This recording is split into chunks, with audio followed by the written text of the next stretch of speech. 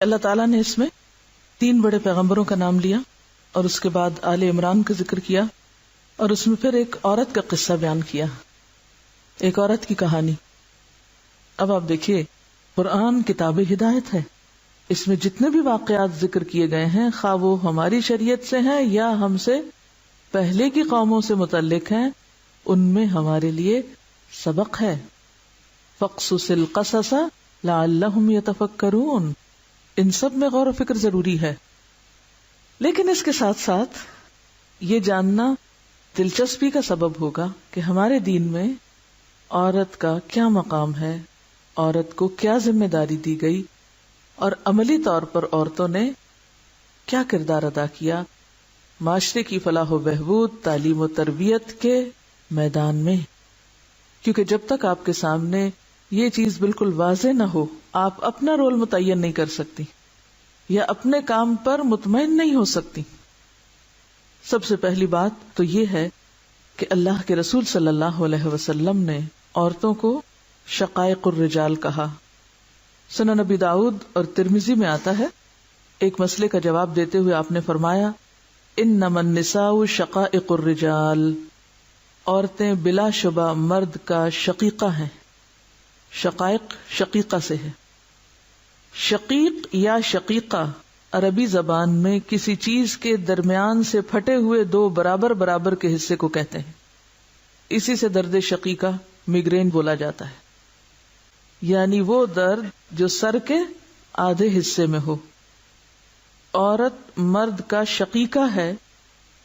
اس سے کیا پتہ چلتا ہے کہ عورت اور مرد دونوں ایک کل کے، ایک اکائی کے برابر آدھے کے 2 حصے ہیں. کل کا آدھا مرد ہے اور اس کل کا دوسرا آدھا عورت ہے. تو عورت گویا نصف انسانیت ہے. تو کسی انسانی معاشرے کا تصور عورت کے وجود کے بغیر نہیں کیا جا سکتا. اور اگر معاشرہ عورت سے مل کر بنتا ہے تو معاشرتی کردار ادا کرنے میں بھی عورت کا حصہ ڈالا جانا لازم ہے.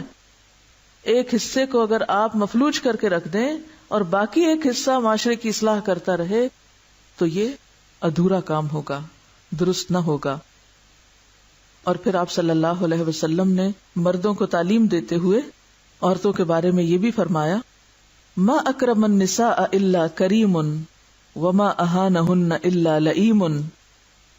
عورتوں کی عزت وہی شخص کرے گا جو شریف ہو، اور عورتوں کو وہی شخص بے عزت کرے گا جو کمینہ ہو.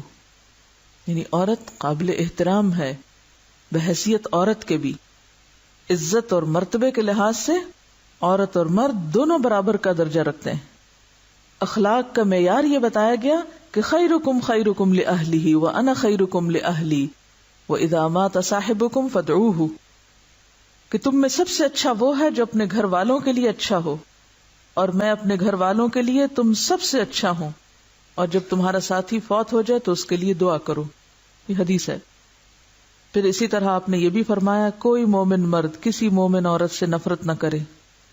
کوئی مومن مرد کسی مومن عورت سے، صرف شوہر بیوی کی بات نہیں، کوئی مومن مرد کسی مومن عورت سے نفرت نہ کرے. اگر اس کی کوئی خصلت اس کو ناپسند ہوگی تو کوئی دوسری خصلت اس کی پسند کے مطابق ہوگی. یعنی جیسے بیٹی ہے، ماں ہے، یا کوئی بھی، تو اگر ایک بات ساس کی اچھی نہیں لگتی تو کوئی دوسری اچھی بھی ہوگی. آپ صلی اللہ علیہ وسلم نے فرمایا، مومنین میں سب سے کامل ایمان والا وہ ہے جو اخلاق میں سب سے اچھا ہو، اور تم میں سب سے اچھا وہ ہے جو اپنی عورتوں کے لیے اچھا ہو. بہرحال یہ تو ایک اجمالی سی بات ہے کہ عورت کا مقام یا درجہ عزت، ادب، احترام اور حقوق میں کیا ہے دین میں ہمارے.